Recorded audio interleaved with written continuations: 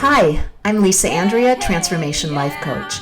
Welcome to the Ladies Who Leap podcast, where guests share their inspiring stories of leaping out of their comfort zone with confidence and power, and into a life of purpose and fulfillment.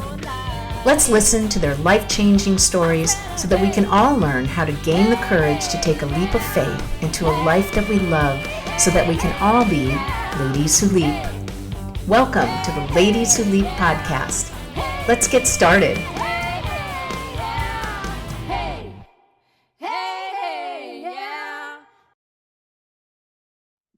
Hi, welcome to the Ladies Who Leap podcast. I appreciate that you're taking the time to listen to the inspiring stories of people that took a leap of faith to reach new heights in their life. My goal is that their stories inspire you to take the first step of many to follow your own unique dreams. Today, I'm happy to announce today's guest. It is Sandy O'Shea. She is a holistic sexpert. Sandy O'Shea is a leader in the world of holistic sexuality, dedicated to helping women rediscover their sensuality and fully embrace their inner sex goddess. As an expert in holistic sex and intimacy coaching, Sandy guides women through the complexities of their desires, helping them uncover what truly sparks their passion and teaching them how to communicate their needs to their partners. With her range of writings, erotic stories, curated adult toys, and one-on-one coaching sessions, Sandy is all about helping couples reconnect and enjoy satisfying intimacy, no matter their age or preferences. Her coaching focuses on open communication and ensuring both partners are happy in their intimate lives. At the heart of Sandy's work is her commitment to breaking the stigma around conversations about sex and pleasure. So stay tuned, folks. She tackles taboo topics head-on, challenging societal norms and encouraging women to own their desires without shame. Sandy's approach is deeply personal, shaped by her own journey from feeling invisible to living with confidence and vibrancy.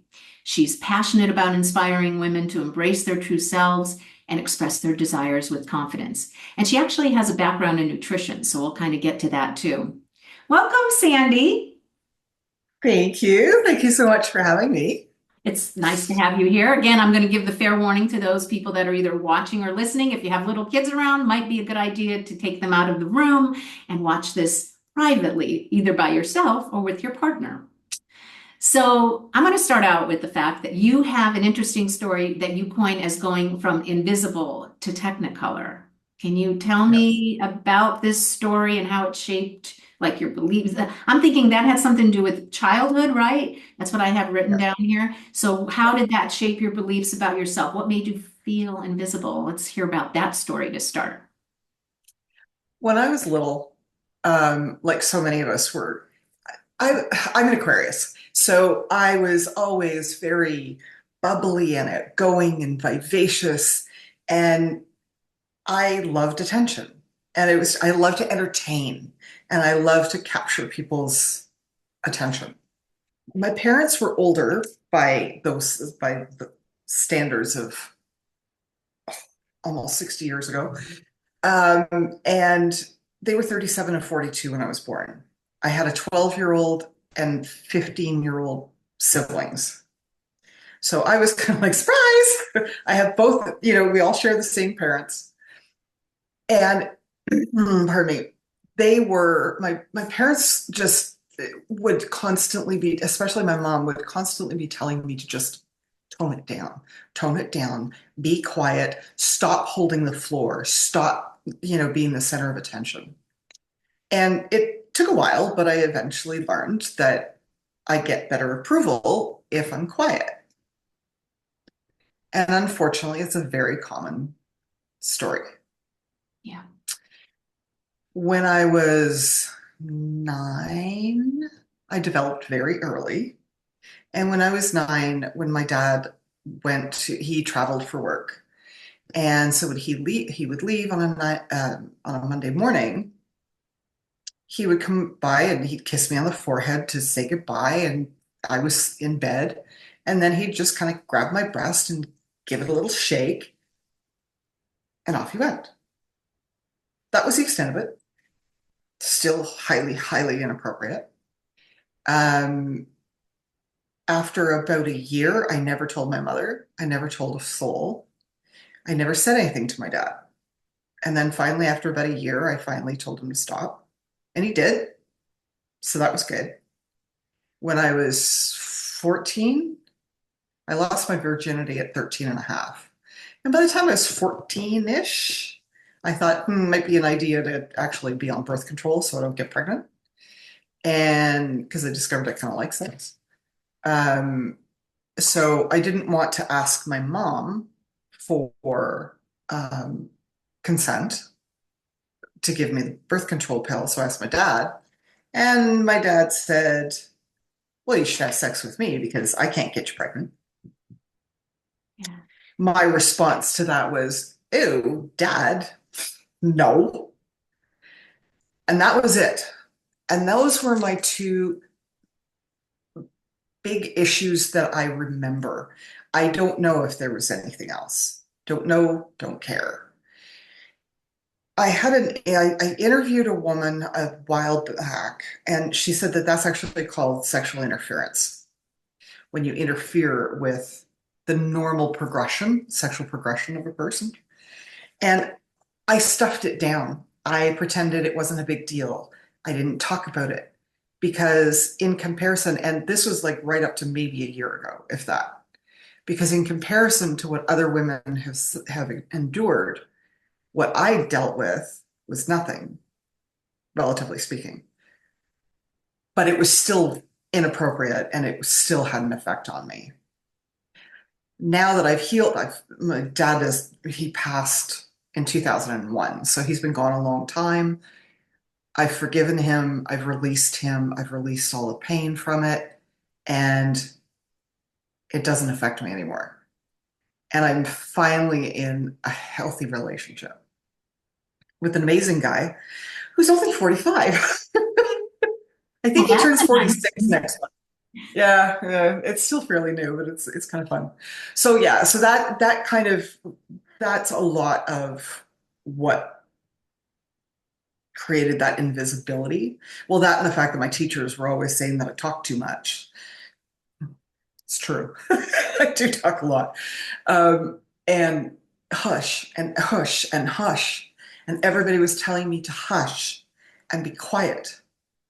And it was so went against my nature. But in order to get approval, I hushed. So you made yourself small Yep. simply by And what you're saying. Yeah. it took a tremendous amount of work to get out of that. I invested in coaches and different modalities, and I did the work. And it was hard work. And this whole, getting out of that transformation process. They liken it to healing is likened to peeling an onion. Because it's like you peel one layer of onion and it's like, oh, okay, I'm okay with this. And then you find out that, oh, wait a minute, there's another layer of onion that's a little bit different. So I kept thinking that I was healed, Yeah. but it's not a one and done quick fix kind of thing. There's layers to it. So that really made a huge impact in my life. And I surround myself with these amazing women who are heart centered. Many of them are very spiritual based. And I've learned so much about myself and about the universe and about just trusting that everything's going to be okay. And I really commend you for being so vulnerable and honest when Yeah. people are asking about your story and the fact that you didn't think it was a big deal. But Yeah. everything that happens to you, whatever it is, especially between the age of 1 to 7, Hmm. and and then taking that and having it continue with your dad, it does have an impact. And I mean, you're thankful that it wasn't as large of an impact or as physical as many other people, unfortunately, other women and young boys, men that have Yeah. had it. Yeah. But it still had a huge impact on you. And Hmm. understanding that and not feeling the shame about it, but actually working on getting it cleared and released and forgiveness and all of that. It's just so huge. Yeah. So as a result of that, I'm going to assume you wanted to help others. So we, those of us in the coaching field, have a passion for helping others, Of right? course. So you met evidently and not evidently, you told me you met a massage therapist and your Yes. passion got reignited. So how did that happen and how did it overcome the obstacles to starting a new business? That's really taking a leap. Yeah. Um, I was not happy with my life. And I was very overweight and very unhealthy. And that was the more important aspect to it, was being unhealthy. And my body seized up one day, ended up going to this new guy that was working at my chiropractor's office. He had 90 minutes, so I took the 90 minutes. He told me that I needed to reduce my circumference. So he was telling me in a very nice way that I was fat. And he offered to help me. And so because he was also a health and life coach. Hmm. So while he was doing the massage, we talked. And he got me to do different things like removing gluten and dairy from my diet, reducing my sugar intake. He was also an NLP practitioner, so we did a little bit of NLP as well. And the profound transformation that happened working with him reignited this love. I mean, I was always the person that people came to talk to when they had problems. So he reignited that. But at the time, I was working as a lease documentation specialist for a healthcare landlord. Yeah, hence Oh, riding the hamster wheel in the corporate world. That's where you were at the time. yep, absolutely. And I started working with him in September of 2011. By January of 2012, I knew I wanted out. And then I was given a way out because they needed to lay somebody off. Oh, And there were two of us doing the same job.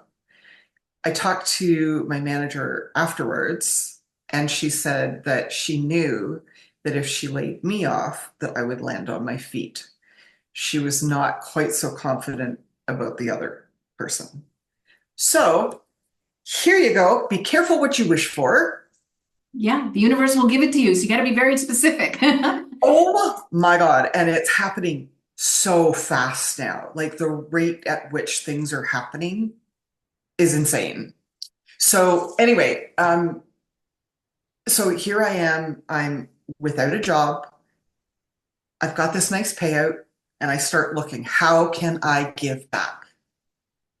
How can I make a difference in people's lives? Because quite frankly, working as a in legal stuff, it just it's important work, but not for me anymore. So I've discovered holistic nutrition. And there were two schools that I could have gone to. I went to the one that didn't feel right, went to the other one. I felt like I had come home. I felt like it was where I belonged. So I opted for a 2-year course at night, ended up getting another job to because the payout wasn't enough to keep me going for a year. And besides, this old brain didn't want to work that hard for a year because it was an intense course. Even with a 2-year course, it was intense as hell. And so here I was in 2014, and I've graduated as a holistic nutritionist. I'm like, okay, this is great. I want to help everybody. The all our instructors had said, find a niche, find a niche, find a niche. And I'm like, I don't want to find a niche. I just spent 30 years doing the same thing over and over and over. I don't want to do this again. After my second client, I went, okay, I better find a niche because nutrition is vast and you need to be an expert in it. So it started down the weight loss path, and that bored me, totally bored me. And then I got thinking about it. It's like, hey, I had a lot of problems with my hormones. So I thought, ooh, I can get behind that. Well, and then it kind of, there's been an evolution over a number of years. And then it went into sex hormones. And then it went into really focusing on helping especially women with their sex lives. And if you help women with their sex life, you're going to help couples. Because guys, generally speaking, don't reach out like women do. Women will recognize that there's an issue and they're more likely to want to fix it.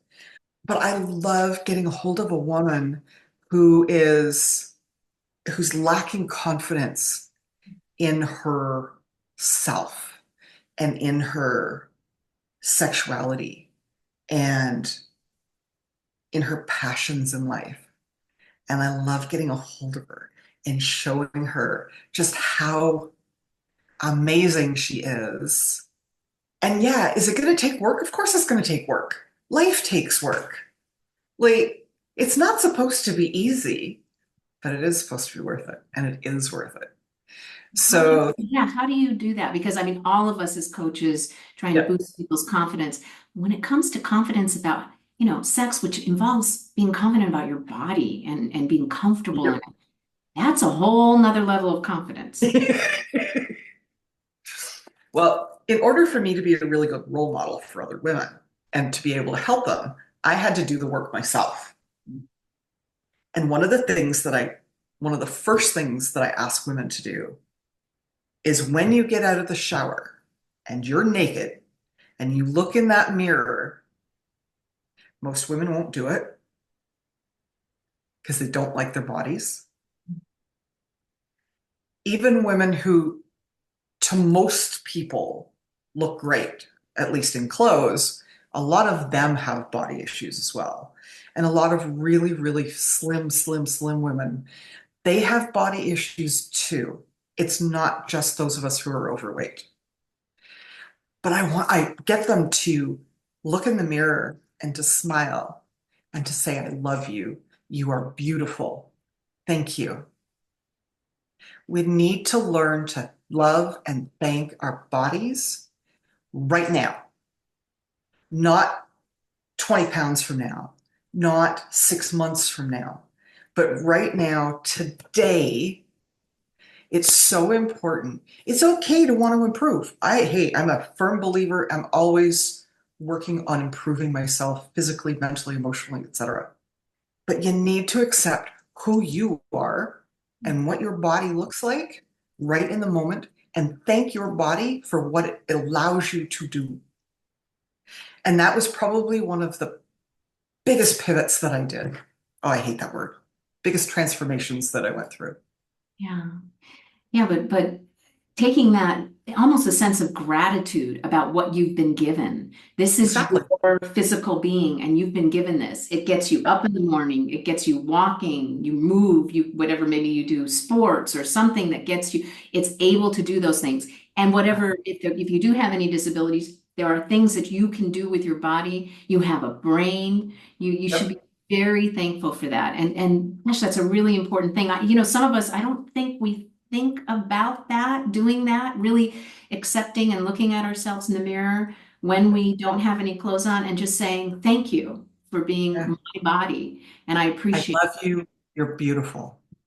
it. Yeah, it's really important. It's simple, but it's hard as hell.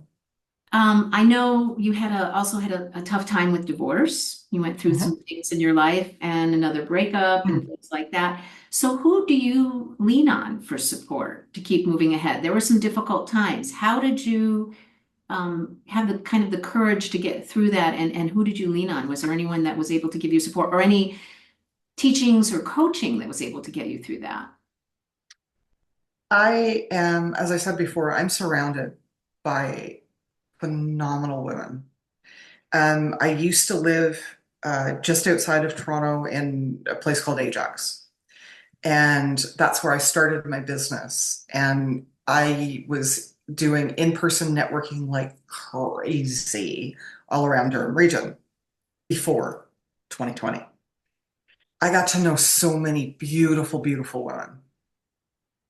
And most of them, it's a little bit more surface, it's more business oriented. But I've gotten to be really good friends with a few of them. And they're the ones who I reach out to.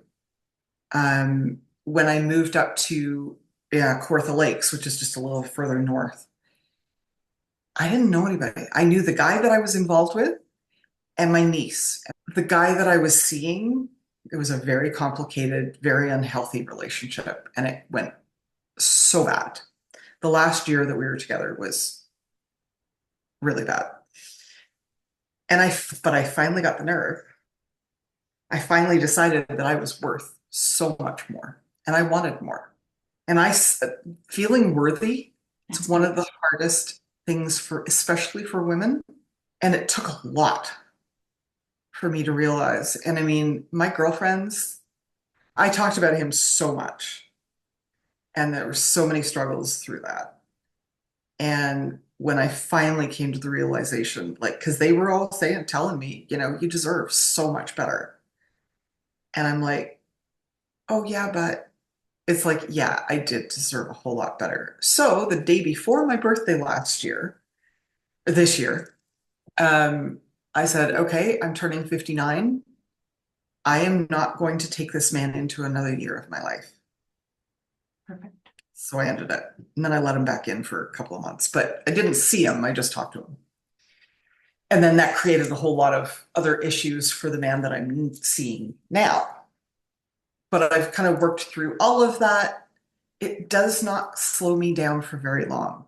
Sometimes, when you're used to the healing process and know how you respond to it, it doesn't need to take that long to kind of make that connection that there's an issue and let's move, let's deal with this, let's heal from this, and let's move on Well, from that's the growth too. If you're yeah, working on yourself and you're growing, then yeah, the awareness comes in, right? Now you're exactly. like, oh, I know this. This is not, I'm not dwelling on that. I'm going to be in it. It's going to be part of my being, and I'm going to just accept it and move on and take it. It's so nice to hear that because a lot of people say, oh, my husband is my rock, or I have, something else. But to say that it's women in your life and you have a Yeah, good female, even a yeah, small amount of women that are your community and that support you, that is really nice to hear. And I urge, all women should have that, even if it's one or two friends, just yep, have that community where you can trust them. They want to see you shine. They mhm, are okay with it. They're happy for you. And yep, when you do have problems, they're there to listen and give you that absolutely. support. That is a huge part. So let's get into the sexpert stuff. What is it that you actually do with either couples or women, other than the fantastic suggestion? And I would everybody who's listening to do that when you take a shower and really start loving yourself and your body. That's fantastic. But what else is it that you do to get them to have a better sex life? Yeah. A lot of it is just talking, it's just coaching. It's getting the conversation going. And I mean, I approach things a little bit different than most people in my field because I have a background in nutrition. Um, I'm looking at what is your food intake like? What is your activity level like? Your mindset. Are you spiritually connected? I'm not talking about religion. I just mean a connection to the universe. Um, has there been any sexual trauma in your life? Now, right now, I'm doing some market research, and I've done it before. I did this about a year or so ago. And one of the questions on the questionnaire is, and when I'm talking to women, is have you experienced sexual trauma? And it is scary how many have. And I always tell women, it doesn't matter. It's not the degree. It's just, has somebody been inappropriate with you in some form or another? Because it can affect you. Sometimes it doesn't, and that's great. But don't, I never want women to stuff it down or to dismiss it because I dismissed it for years. Well, up until a couple of years ago. And I finally had a coach that kind of got me to understand that it's like, no, this is legit. So it's a lot of talking, a lot of exploring, talking about sexuality, talking about how your upbringing, how sex was dealt with in your family, like in your how you were educated. Because here's the thing. Who teaches us to have sex? Exactly. It's usually the Nobody. first person you have sex with, or one of the few early ones. And if you're lucky enough to have someone who is Yep. kind and compassionate and showing you and telling you what's happening and open, then it sets the stage for something good. If it was bad, then Yep. yeah. Then it can have a really negative effect on how you view sex. So it's a lot of just exploring, An exploring how. example like of a client that you coached and how you changed their life. Um, there was someone who had really struggled with her self-confidence. She didn't know how to talk to her husband about what she wanted because she'd never really felt fulfilled.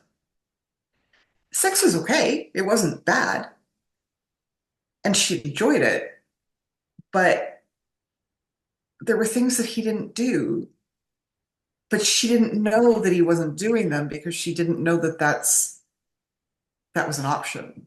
Mhm.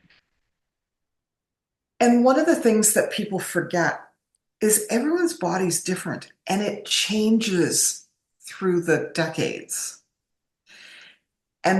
So when you're in your 20s, you're juicy, you get turned on quickly, sex is easy for the most part, and it's not difficult.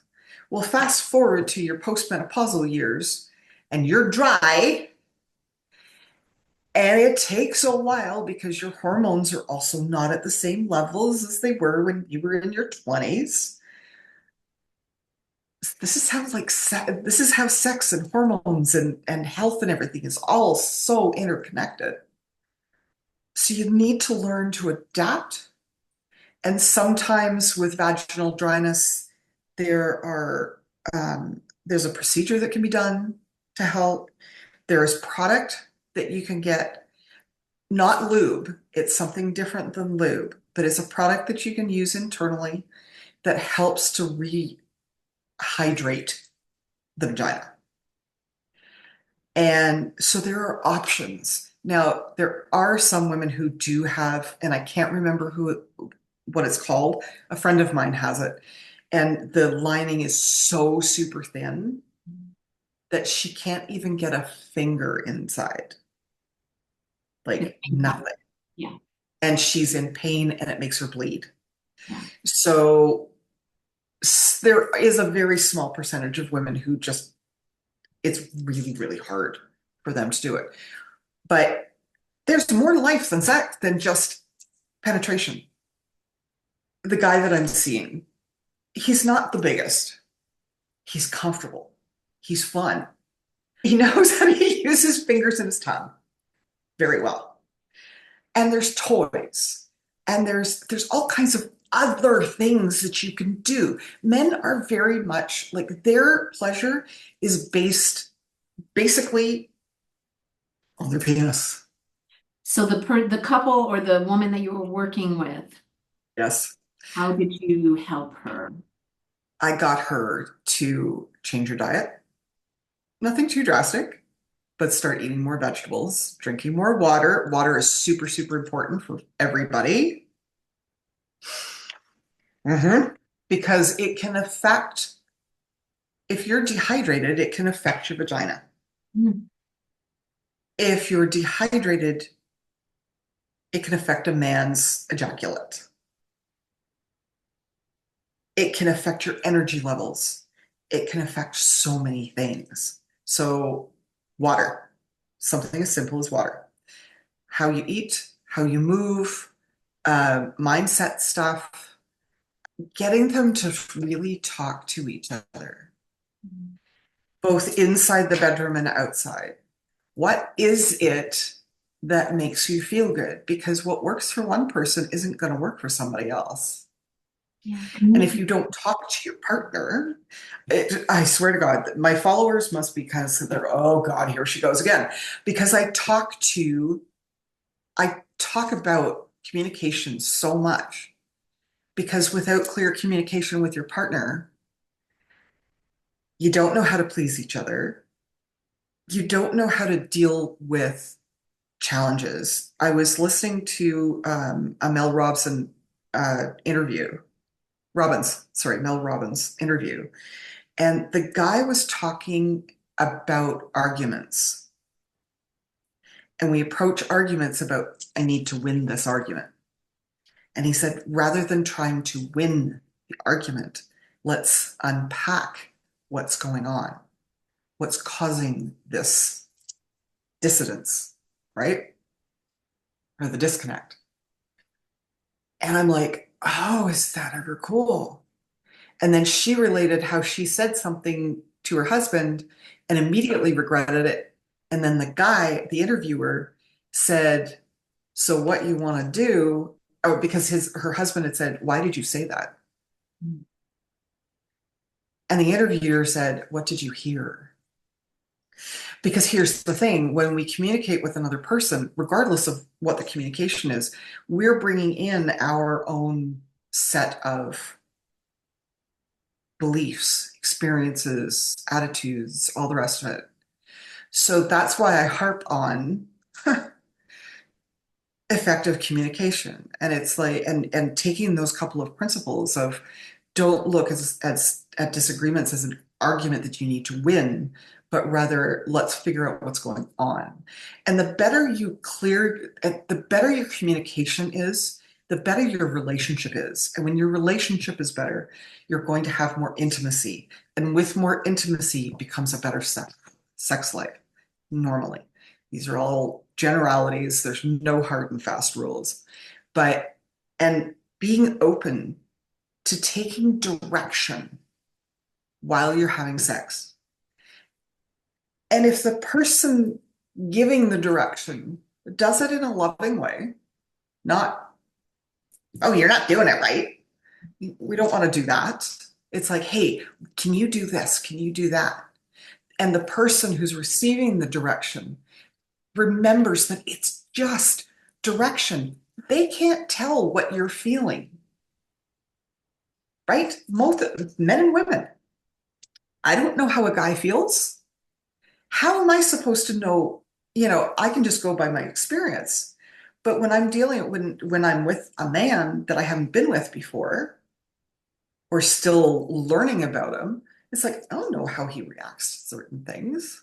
And even if you've been together for a long time and you haven't communicated in the past, I Yes. would assume once you do, it's going to make things better also. It's about trust too, I would assume, is that once you are able to communicate very freely and both of them receive it well, then Yes. that's going to build the trust too. And as your body changes, you can't assume that the same thing is going to work.